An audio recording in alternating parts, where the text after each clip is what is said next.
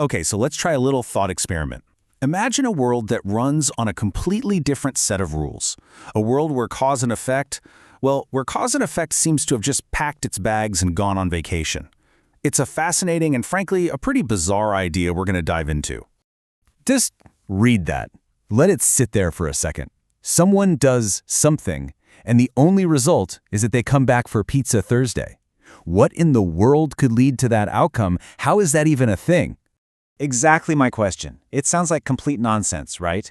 But believe it or not, this is the key. It's the key to unlocking a pretty profound idea about how our own world works. So, stick with me, and let's unravel this thing together.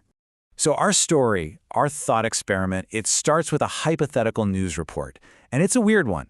It's about a group of people who decide to test the limits of reality in, well, probably the most extreme way you could possibly imagine.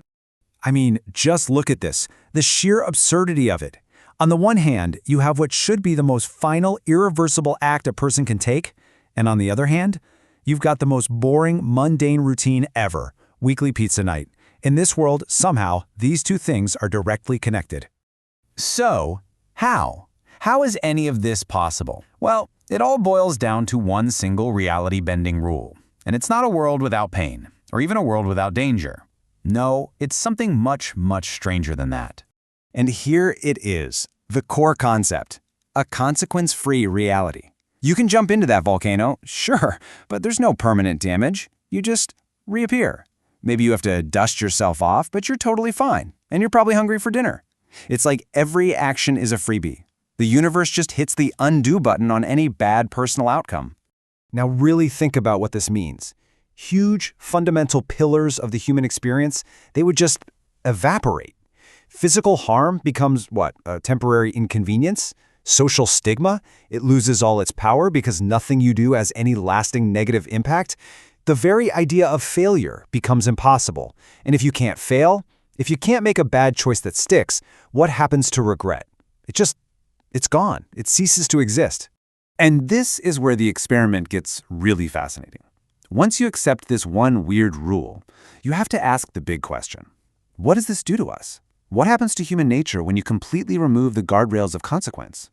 So here's our first big philosophical hurdle. If there's no personal cost for doing something wrong, no jail, no getting shunned by your friends, no getting hurt, does our definition of wrong even mean anything anymore? What's the incentive to be good? But here's the flip side. Maybe, just maybe, if you take away the fear of punishment and you take away any hope of some future reward, maybe then any good deed becomes an act of pure, unadulterated altruism. You help someone just because you want to. There's nothing in it for you, good or bad. Is that actually a better, purer form of kindness?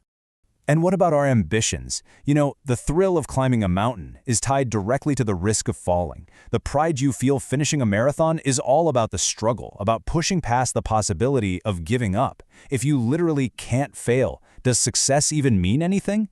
What gives your life purpose in a world where there are no stakes? You see, this whole bizarre thought experiment about volcanoes and pizza, it's not really about volcanoes or pizza at all. It's a lens. It's a way for us to look at our own reality and ask what really gives it texture, what gives it meaning. In this hypothetical world, the number of consequences is always, always zero. It's like an endless safety net that catches you every single time, no matter what you do. And that right there forces us to look at our own lives.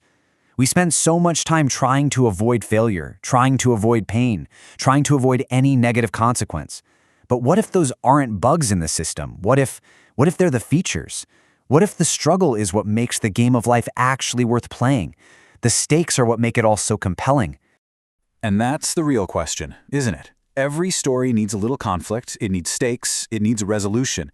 Consequences are the framework for all of that. So, without them, are you even living a story? Or are you just kind of